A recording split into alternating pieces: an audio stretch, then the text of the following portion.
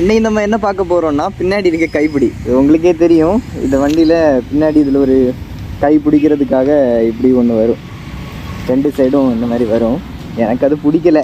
அதனால் நான் என்ன பண்ணேன், இந்த ஸ்க்ரூவை கழட்டிட்டு அந்த 2 கைப்பிடியும் உருவிட்டேன்.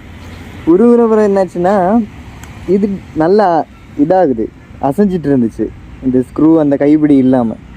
அடுத்து என்ன பண்ணேன், இந்த ஸ்க்ரூவை வச்சு 2 சைடும் வச்சு டைட் பண்ணி விட்டுட்டேன். டைட் பண்ணி விட்டோன்னே இப்போ ஸ்ட்ராங்காக இருக்குது. ஆனால் எனக்கு இதுதான் பிடிச்சிருக்கு, அந்த கைப்பிடி வந்து எனக்கு அது பிடிக்கல. நான் என்ன பண்ணேன்னா அதை எடுத்துட்டு என் நம்பரையே அதில் போட்டுட்டேன். நம்பர் பிளேட்டில் உள்ள நம்பரை இதில் எனக்கு போட்டேன்.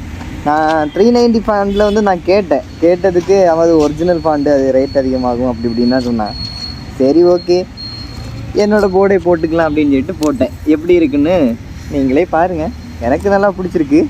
உங்களுக்கு பிடிச்சிச்சின்னா லைக் எதாவது போடணுன்னா போடுங்க.